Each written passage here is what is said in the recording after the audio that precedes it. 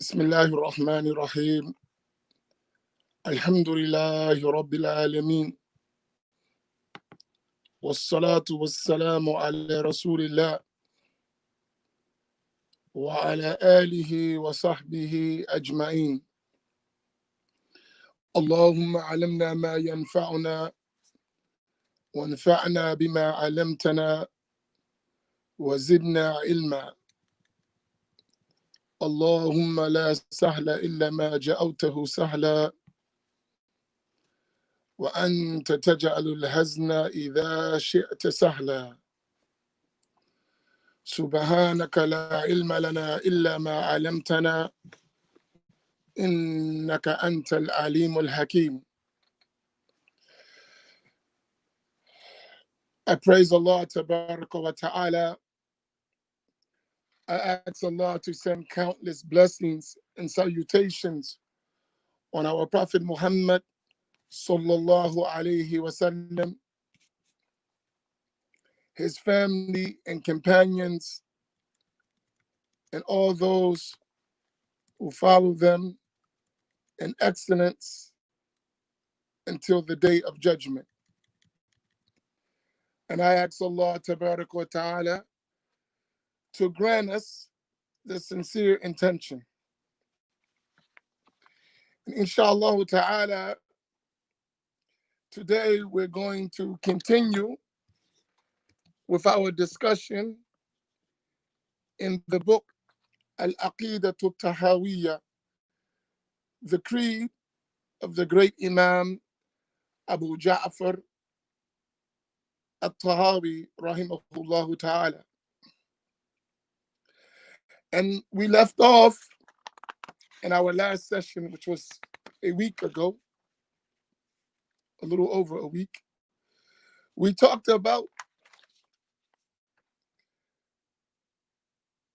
the statement of Imam Tahawi where he said, وَالرُّؤْيَةُ حَقٌّ لِأَهْلِ الْجَنَّةِ بِغَيْرِ إِحَاطَةٍ وَلَا كَيْفِيَّةٍ.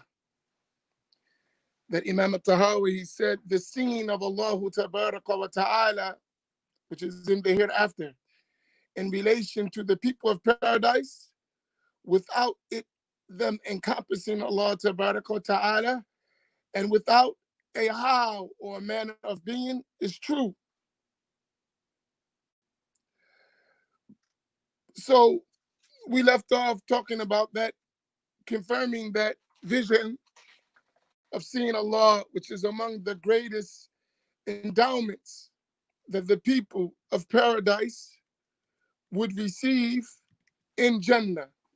It is to see Allah Tabaraka wa Ta'ala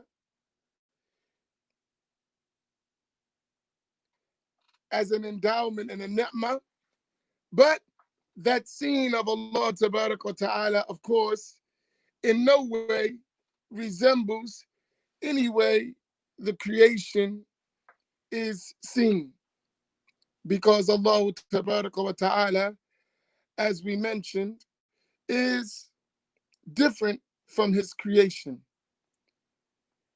And none of the meanings, as Imam Tahawi mentioned in the verses before that, none of the meanings that relate to the creation apply to Allah subhanahu wa ta'ala. And today, I want to do some extensive explaining in some points that are necessary so that we keep things in context. And for us, we should understand something, that the most important thing in our Islam that we must preserve and protect and guard and maintain is our faith in Allah subhanahu wa ta'ala. That is the first obligation on the servant. That is the most important obligation on the servant. That is the best of all the deeds you can do, is to have the correct, valid belief and conviction in relation to Allahu Tabaraka wa Ta'ala. And what sometimes can be quite scary or worrisome is that the person outwardly may appear to be doing everything in accord with the sacred law, but inwardly they have a conviction that negates all of their deeds. I want to repeat that. And I want you to ponder on it and think about what I'm saying to you. Outwardly, a person may pray all of the prayers on the proper time, fulfill all of the sunan, al-qabliyah wal-ba'diyah, those who come before and those who come after the prayers, may perform all of the nawafil prayers, those optional prayers, may pay zakat out of their wealth to its proper recipients, may fast during the month of Ramadan, may fast on Mondays and Thursdays and on the white days of the month, may pay extra sadaqah, may perform hajj, may perform umrah, may run trips to umrah and trips to hajj,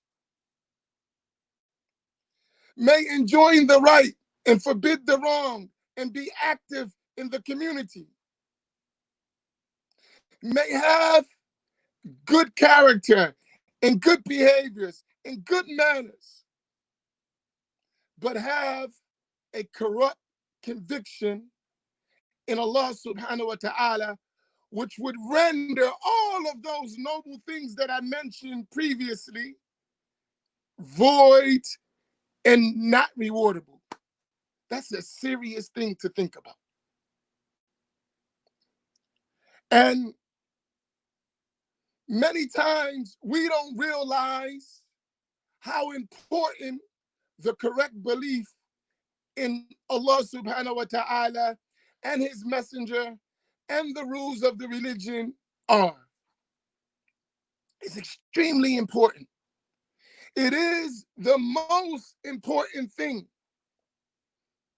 And while we were talking about Sayyidina Imam al-Nawawi rahimahullah ta'ala, and we were reviewing at night in the on the Ummah Ramadan page, that Imam al-Nawawi, he said that the first obligation on al-mukallaf, the morally responsible person, is ma'rifatullah, the knowledge about Allah.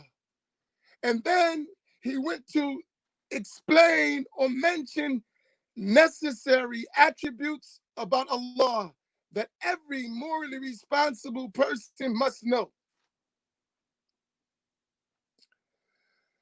And when we're studying the Aqidah Tahawiyyah, I want us to really understand what Imam Tahawiyyah is trying to get across to us. Because everything that we do among the outward deeds, it's built upon the foundation of our aqidah, of our belief. And that's why Imam Tahawiyyah, rahimahullah, and the other scholars from the Salaf and those of the Khalaf who came after them, they wrote in this subject, some in brief, and when groups of misguidance spread, they wrote in detail about this issue. Why? Because it is the ultimate determining factor whether you're going to be ultimately saved in the hereafter or you're going to be a loser. And this is something that I don't think that is emphasized enough among us, because we don't realize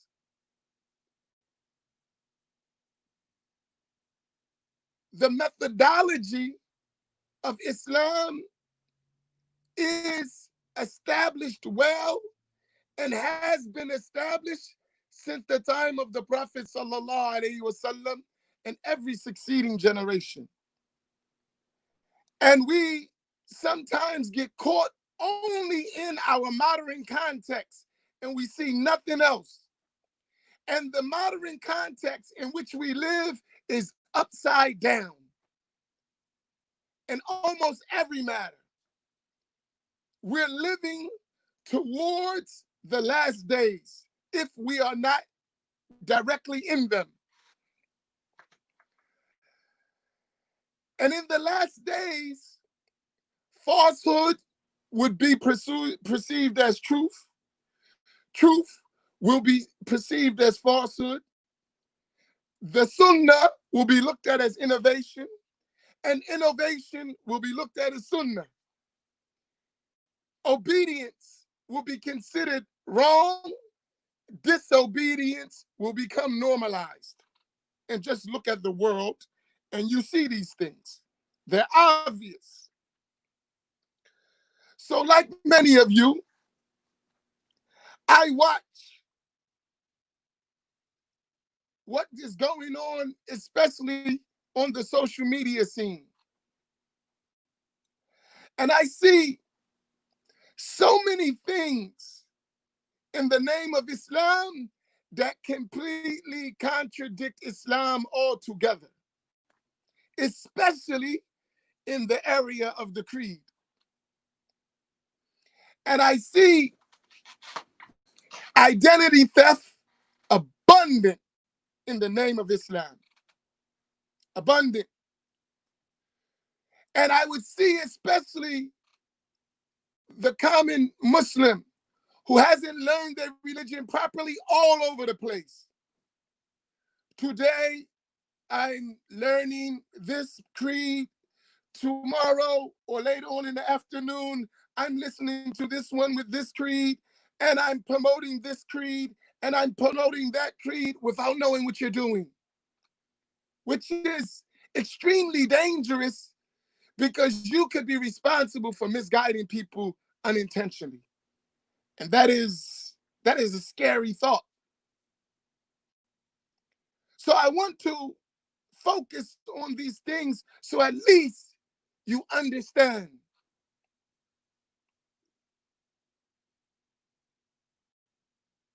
You need to understand your religion well, not in a surface way.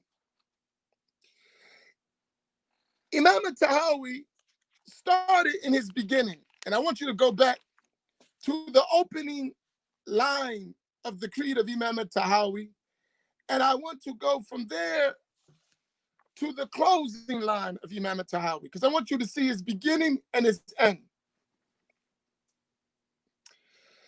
In the beginning, Imam Tahawiyyah, he said, this is a mentioning of the explanation of the creed of Ahl Sunnati wal Jama'ah.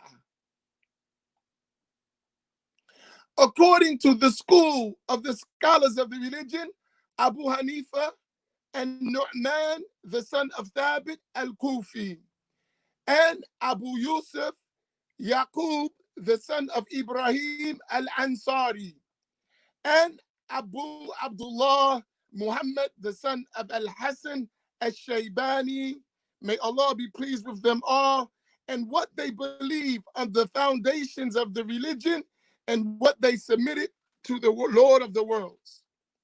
So Imam Tahawiyyah is telling us that he's going to explain the creed of Ahl Sunnati wal Jama'ah. So he's going to mention everything that is essential for you to believe in relation to the creed of Islam. And he defined that as Ahl-Sunnati wal-Jama'ah. Aqidah Tahawiyyah wal-Jama'ah. Then he explains the different aspects of the creed. So he explains to you what Islam is and what is the belief that every Muslim is supposed to have. And through all of the texts, that's what he does. At the end, the last point, well, before the last point, he says, فَهَذَا دِينُنَا وَإِعْتِقَادُنَا ظَاهِرًا وَبَاطِنًا. He said, this is our religion.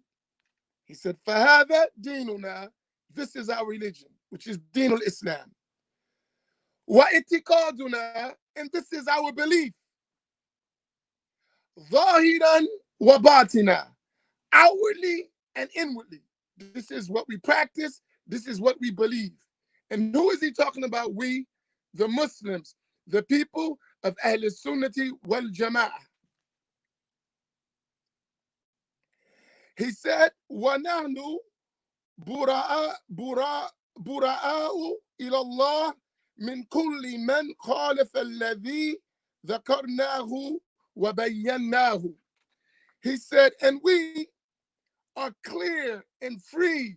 We actually reject anyone who contradicts what we have mentioned and explained.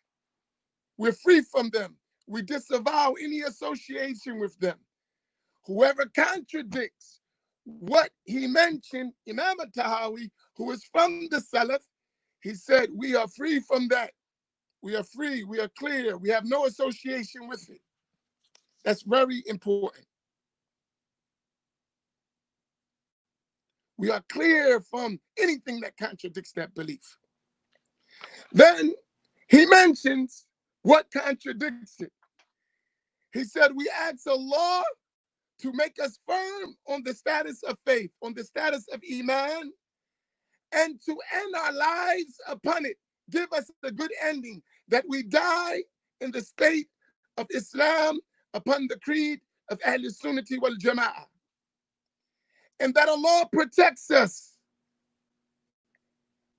from desires, different desires, and separating opinions and corrupt schools of thought. And then he explains who they are. I want you to follow that. He told you what is the correct belief of Islam, and he told you who they are. This is the creed of Ahl-Sunnati wal-Jama'ah. And I told you that Ahl-Sunnati wal-Jama'ah, it means the people who follow the prophetic way and the majority of the Muslim nation. And then he says, those who contradict it, he says that they have various vile and evil inclinations and scattered opinions and wicked schools of thought, corrupt schools of understanding. And then he explained. He said, like al-mushabbiha, al-mushabbiha are those who liken Allah to his creation. They apply to Allah meanings that befit the creation and do not befit the creator. They are called al-mushabbiha. So he mentioned them. He said, wal-mu'tazila. And the mu'tazila were those who denied Allah's attributes and many other things that they had as bad beliefs. Wal-Jahmiyyah, and the Jahmiyyah were known as negators of Allah's attributes as well. Wal-Jabriyyah, those who believe that the servant was compelled in all of his actions. Wal Qadariyah, those who denied the predestination or the destiny of Allah.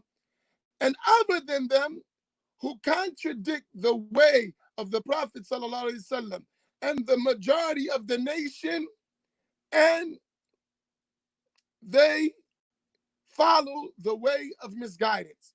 He said, we are clear, free from them, and they are, according to us, misguided and corrupt, wicked. May Allah protect us and give us tawfiq. These two, and the beginning and ending of Tahawi, is very significant. And I went there, why? Because we live in a time where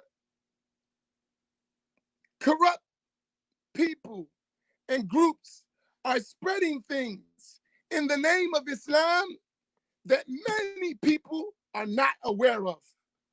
And it's extremely important that we clarify truth from falsehood. It's extremely important.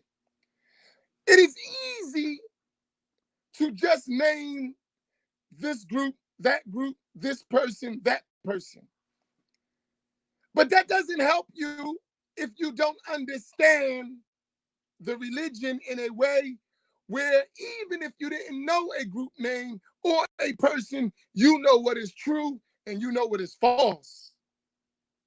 Because right now, we are in a celebrity contest.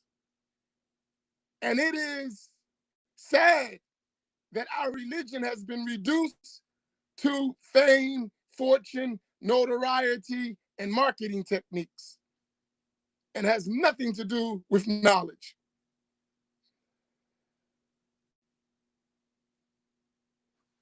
And this is something we should think about. So I want to highlight something.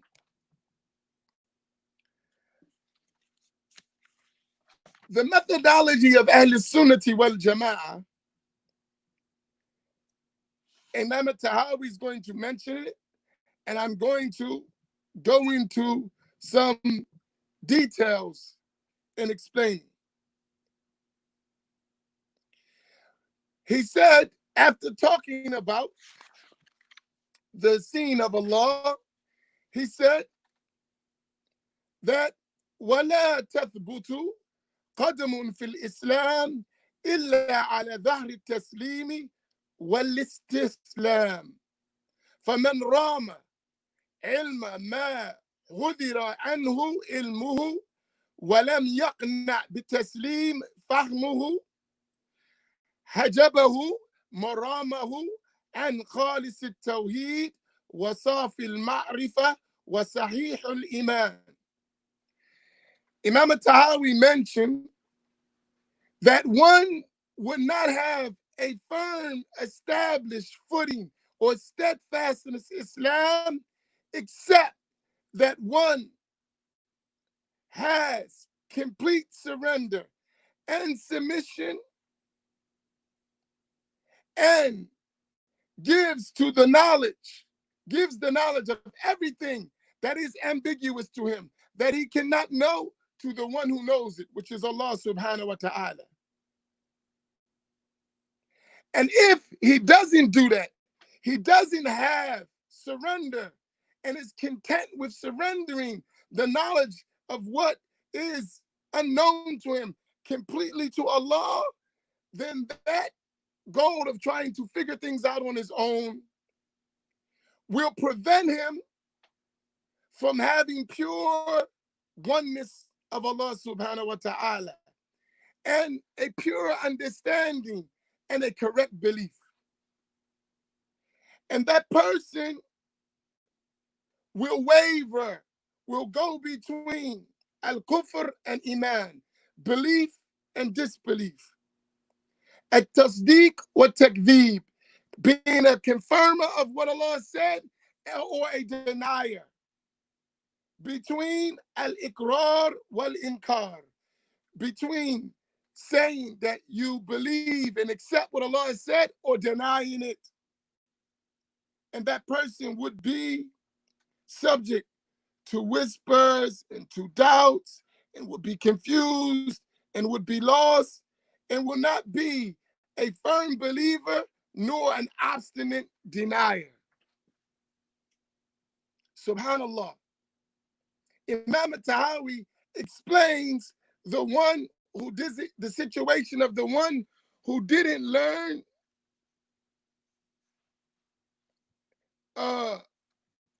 the belief in Islam firmly, how they're going to be wavering back and forth in terms of knowledge, in terms of what they believe. Muslims have to learn their religion well and have to know what is Islam and what is not Islam.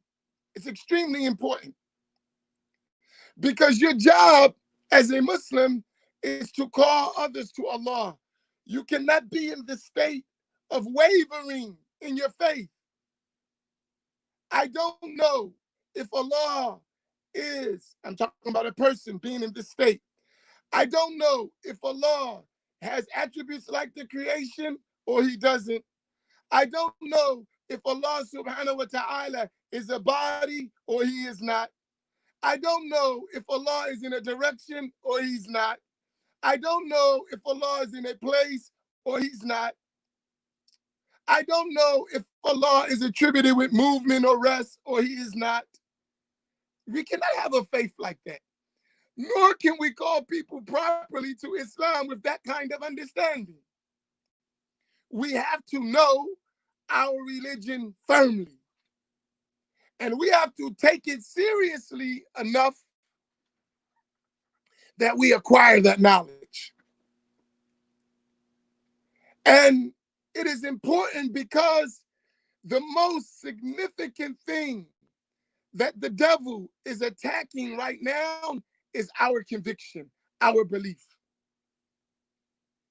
And I always tell some people about America, about our country here. I'm talking about the government. The ultimate objective of our government, unfortunately, is that you have a religion that is not a religion at all. Listen to what I said.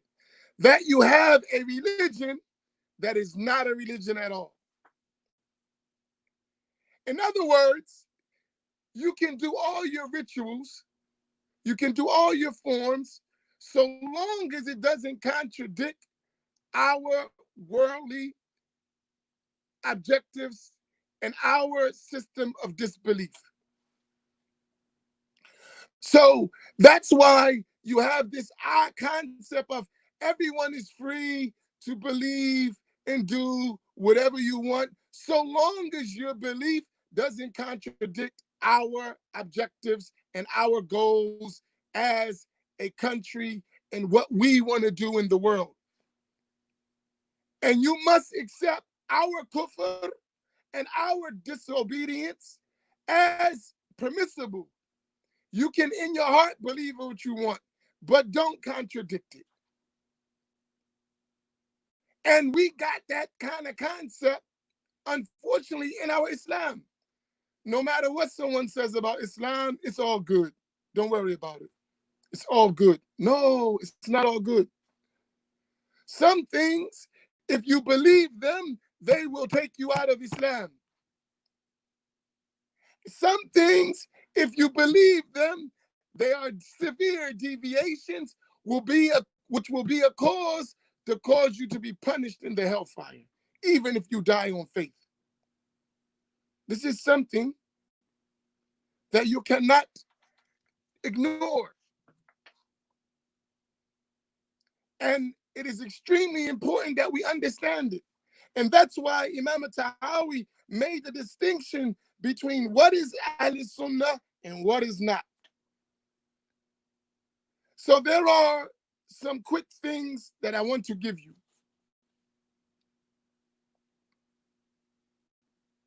Imam Tahawi mentioned in the next line, he said that it is not valid to have the belief in the scene of Allah for the people of the abode of paradise, or the abode of peace, which is paradise, for whoever consider it with their delusions or interpret it with a false understanding.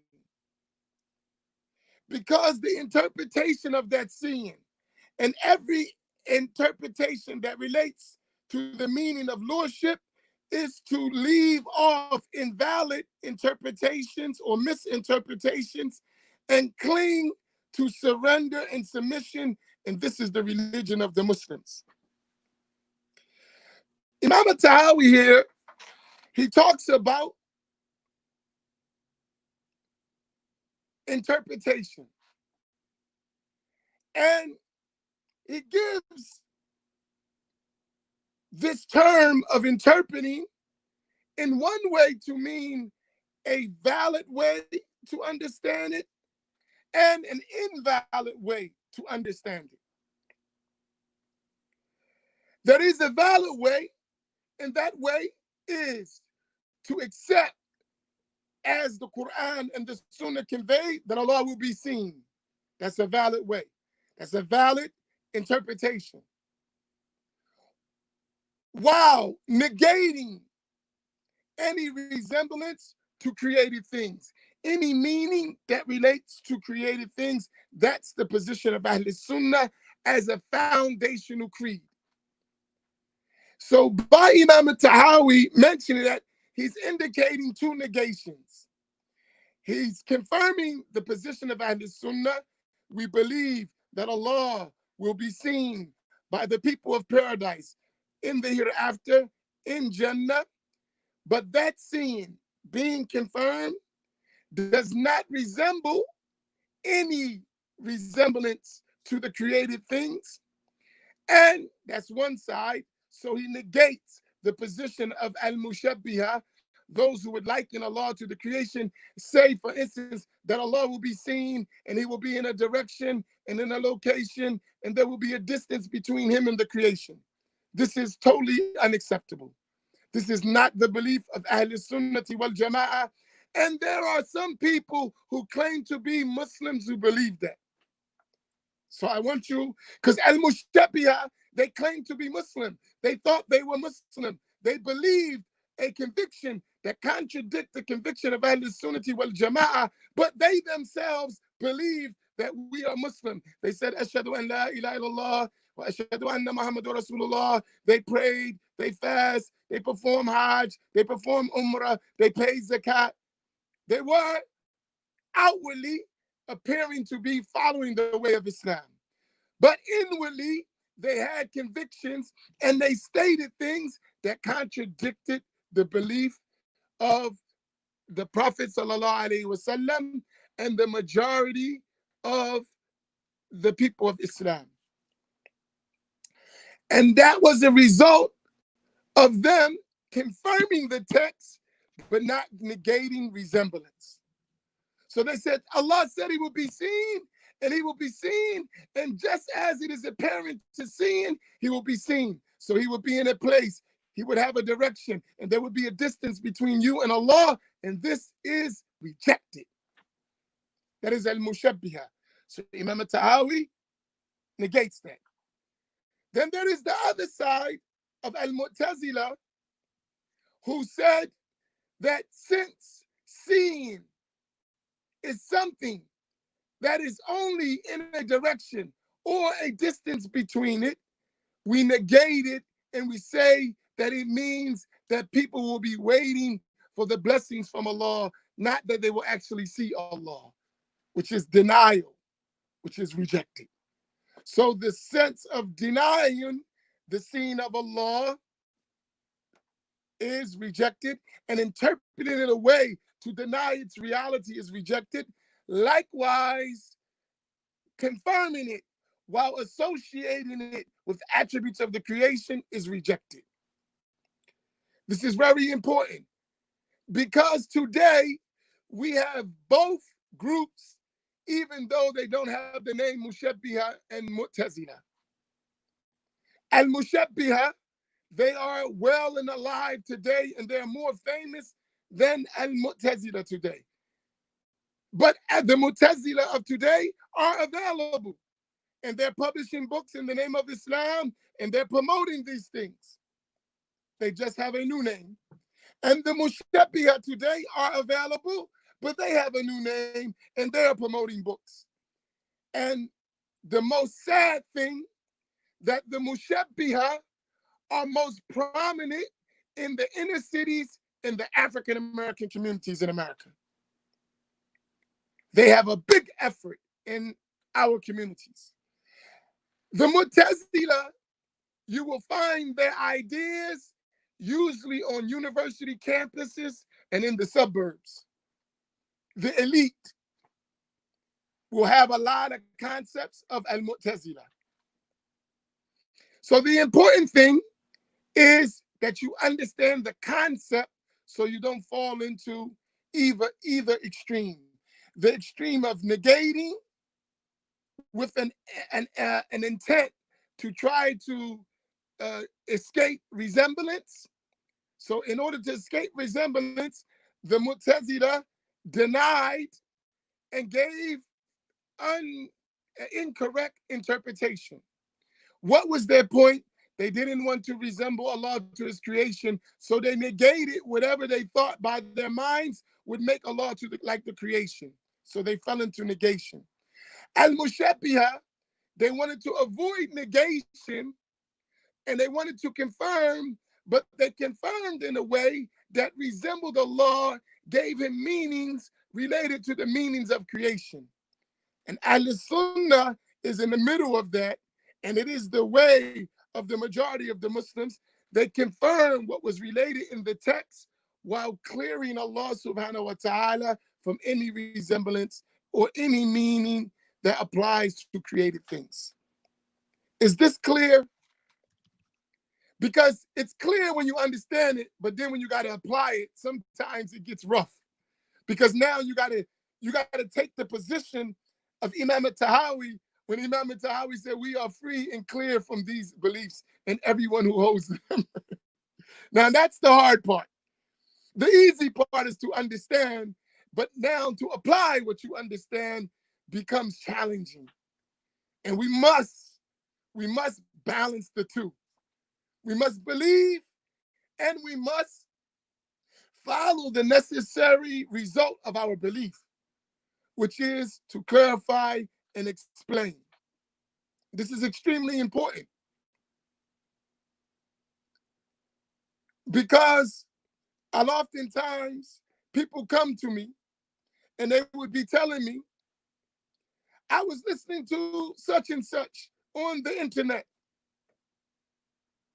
And then when I say, be careful, that person follows the belief of al-Mushabbiha, those who liken Allah to his creation, and al-Mujassima. I know he sounds nice. I know the marketing is great. I know there are many followers. Be careful. That belief contradicts the consensus of the Muslim nation. And that's a serious thing. That's a serious thing. And we have to know our creed well. So let me give you La hawla wa la quwwata illa billah, a clarification of something about interpretation related to Ahl Sunnati wal Jama'ah. Ahl Sunnah, they confirm the attributes of Allah and the ayat and the hadith and the verses of the Quran that relate to the attributes of Allah. They confirm all of them with no denial, right? And they have two methodologies by which they do that. One, which is the foundational methodology of Ahl Sunnah. I'm talking about Ahl Sunnati wal Jama'ah. And I use the terms Ahl Sunnati wal Jama'ah to cover the belief of the Muslim, but specifically, if you want to focus in on who is Ahl Sunnah and what is well known as Ahl Sunnah, and I told you in the creed, they are the Asharis and the Maturidis. That's Ahl Sunnah. Now, there are other people that have beliefs that are consistent with Ahl Sunnati wal Jama'ah, but they're not as well known as the Ash'aris and the Maturidis. And that's what is intended by the early Hanabila, which the scholars like Tajuddin al-Subki, he called them Fudala al-Hanabila, the noble people among the Hanabila, which this tricky term Athari comes in. These people were people of Ahl Sunnah under the umbrella of Ahl Sunnah, and they had the same position of Ahl Sunnah as confirming the text while negating in resemblance to the creation and not giving meanings to Allah that relate to creation. The way Ahl Sunnah did that was, one, like I said, to read the text, to declare that Allah does not resemble the creation, and to remain silent. That is the position of most of as-Salaf and some of al-Khalaf, most of the early Muslims and some of the latter Muslims, generations. And that itself is a form of interpretation. You must understand that. When they say we confirm the text and we deny any resemblance to the creation, that is a brief interpretation. In other words, we don't take the literal meaning that rush to your mind when you read these verses. So when you say seeing, what literally comes to your mind? Bodies, entities, direction, distance between things. None of that is related to Allah, because Allah is not a body, nor does Allah have the attributes of bodies. So that literal meaning that immediately comes to your mind is negated about Allah and his attributes. You cannot believe it. Why? Laysa kamithlihi shay. Nothing resembles Allah tabaraka wa ta'ala. This is extremely important that you understand this. So that's one way. They call that a ta'wil al-ijmali, a brief explanation. No specifics, just confirmation and negation. Confirming the attribute, negating any resemblance. That's one way. The second way is a detailed interpretation based on the text of the Quran and the Sunnah and the possibility of befitting meanings to Allah through the Arabic language. Both these positions are the positions of Ahl Sunnati wal Jama'ah. And the second position of a detailed explanation or a detailed interpretation is when the Ahl Sunnah were confronted with people who likened Allah to the creation and people who negated Allah's attributes. They use that second methodology to declare Allah divinely transcendent above created things and to confirm his attributes.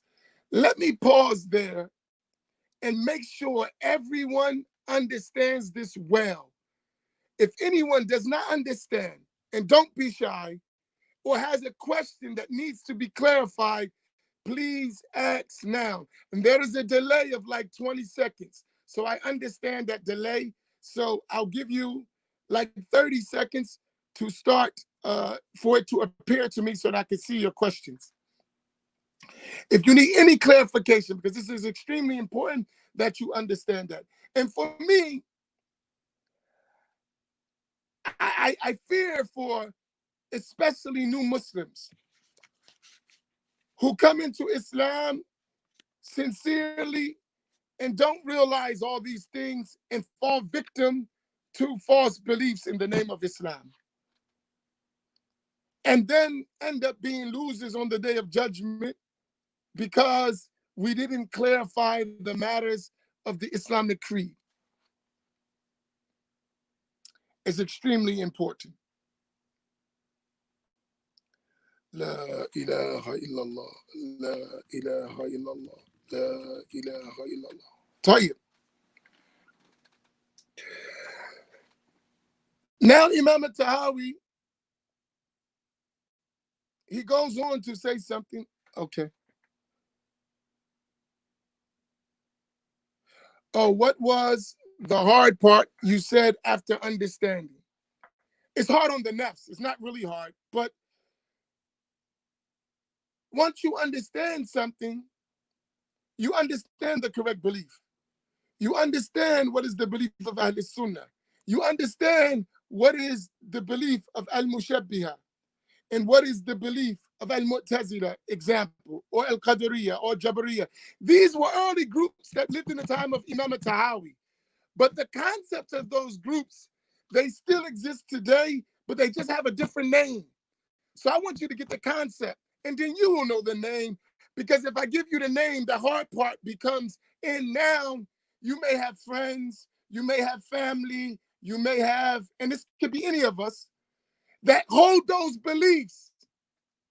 And then you are obligated now to clarify that and to explain that to them and to reject their false concepts of Islam.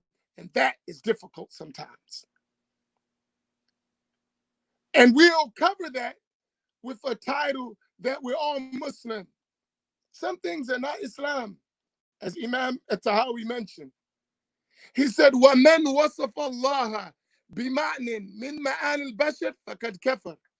He said, whoever describes Allah with an attribute or a meaning from among the meanings of the creation or a characteristic from the characteristics of the creation, that person has disbelieved. Subhanallah. That's a judgment. That's a hukm Imam Tahawi is making. So now when we're dealing with people like that, now what? I know the correct belief, but now I got to implement it. Now I got to explain the correct belief to someone who is misguided in their belief, carrying a belief that contradicts Islam, but that person's my relative, that person's my friend, that person's someone who I like. But now I got to explain the truth, and that becomes difficult.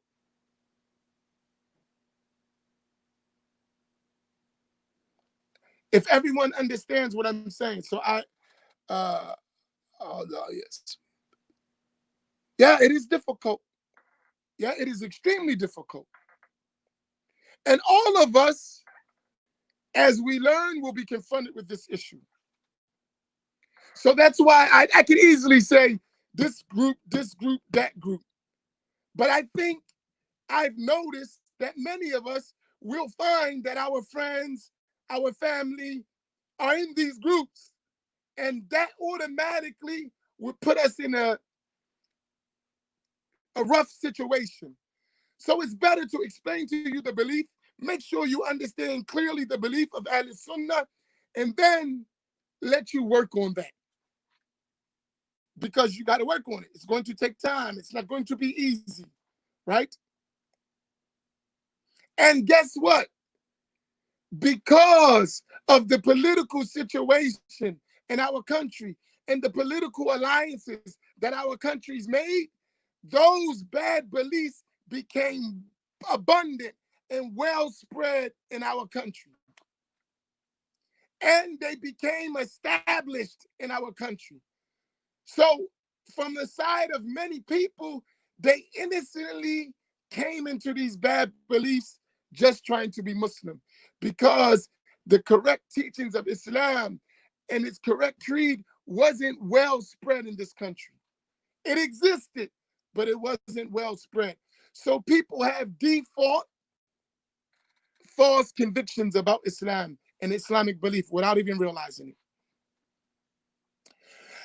So this is an issue that we have to tackle, but we have to tackle this issue with wisdom. And I've seen people try to tackle the issue without wisdom and lose the point and lose the ability to explain to people the correct belief of Ahl Sunnati wal Jama'ah. And it's clear in our books, in our texts, but it is not available. There are many preventative matters that doesn't allow the correct belief to get across. So we have a big job. We have a hard job, a very difficult job of conveying the correct creed of Ahl-Sunnati wal Jama'ah. And that's why I keep saying Ash'ari, Maturidi, Ash'ari, Maturidi. Why did I do that? If I speak about these madahib, which were these schools in Aqidah, which were well known throughout the history of Islam, and you now get to know about them because those names were hidden from you. Many people didn't mention them. Then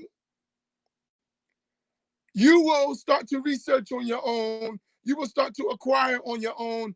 And once you start to acquire and learn, then it will be easier for you to take on the issue.